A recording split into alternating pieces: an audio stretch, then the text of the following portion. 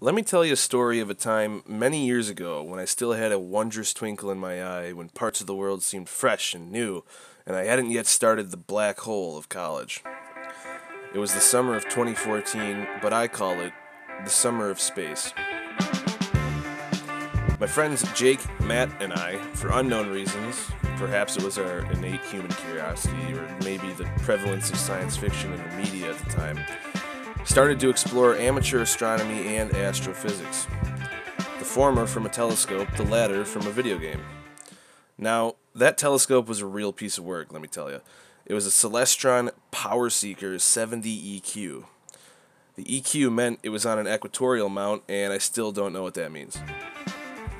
It was a refracting telescope, the normal clip-arty kind that you see everywhere. The other kinds are reflectors, which are girthier and use more mirrors and are probably more expensive. Some say one is better than the other, but who cares? I was a teenager and I just wanted to look at the sky. So, those first few nights, cool and slightly dewy in midsummer, were spent in awe and wonder of the night sky. Eventually, I got the idea to use my dated Nikon DSLR to try to capture the glory of my suburban backyard sky. The telescope had a mount on top of it for a finder scope, but a camera fit perfectly. So I screwed that baby on and started taking pictures of all that heavenly glory. First off, they were black, and the flash was on.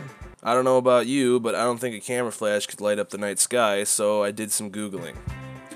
Once I figured out how to use the camera like I was born to, I began to take more shots.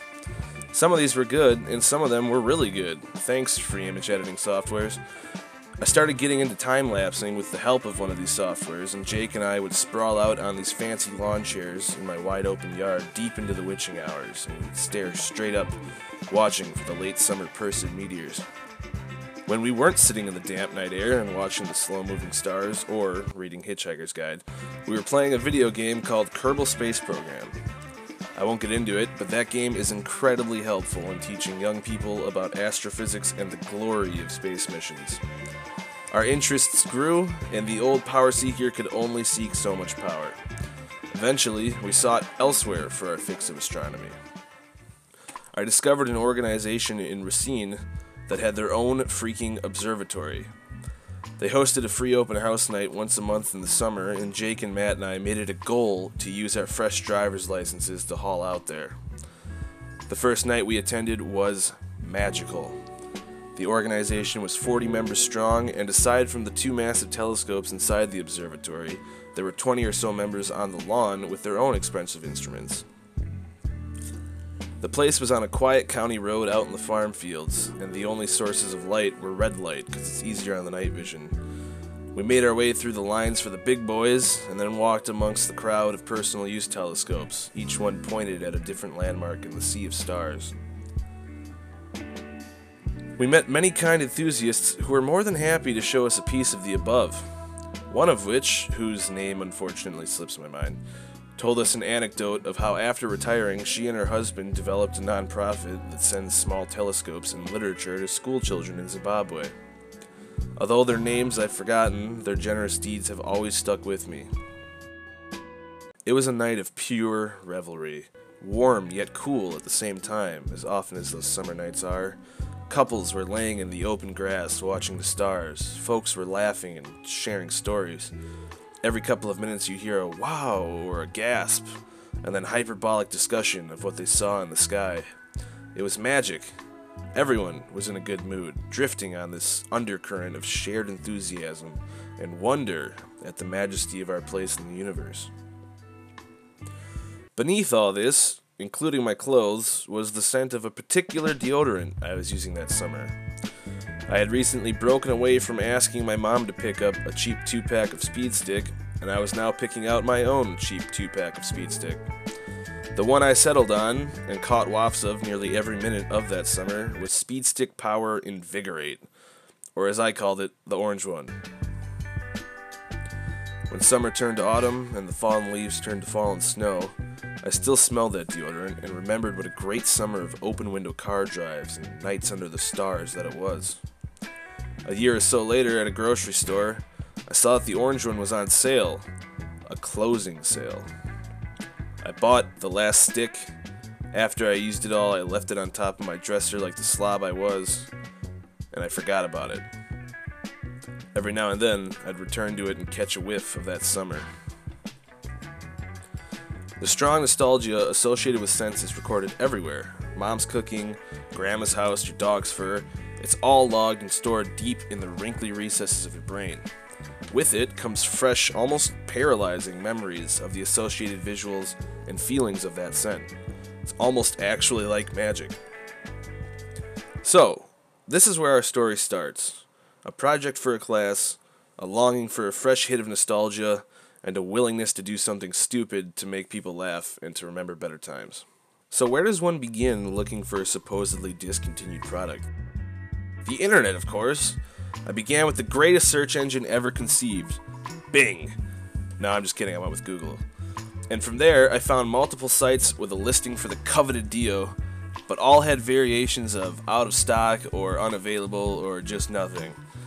After the first page or so of results, I encountered more and more fishy-looking sites and decided it wasn't worth putting my credit card info into an obvious scam just to smell some deodorant. So, I began posting on forums, attempting to contact actual people as opposed to a product listing. I was hoping someone out there might have an extra stick of this sacred antiperspirant. I also contacted the mega corporation that runs Speed Stick, Colgate Palmolive. I sent them an email asking about the existence of this Dio, and they never got back to me. At the sake of being put on a list for planning a robbery, I also Googled small drugstores in the Milwaukee area, hoping they might have a backlog of products. With no luck, I began to realize that nowhere within 100 miles of a metropolitan area would you find old expired products on shelves. I'd have to go to some watering hole in the desert to find old deodorant. As much as I'd like to journey across deserts and mountains and plains and rivers to find the sacred scent, I didn't have the money or the determination. I began to doubt my quest for the Holy Grail. Was it really worth all this effort?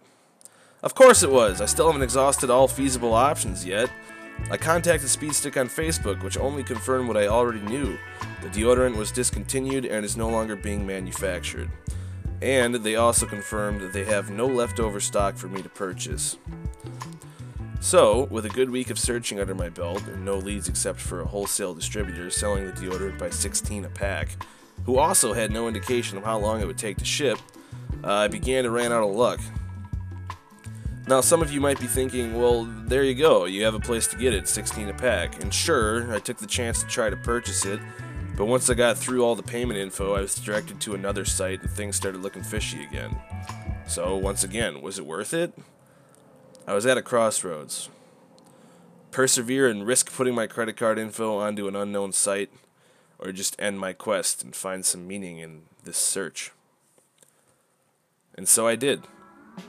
I wouldn't call it giving up, but more so coming to a realization that I was trying so hard to relive the past that I was wasting my time today.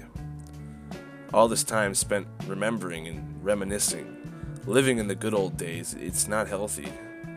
I shouldn't try to grasp at the discontinued moments of my life, the friends and memories that are no longer being manufactured.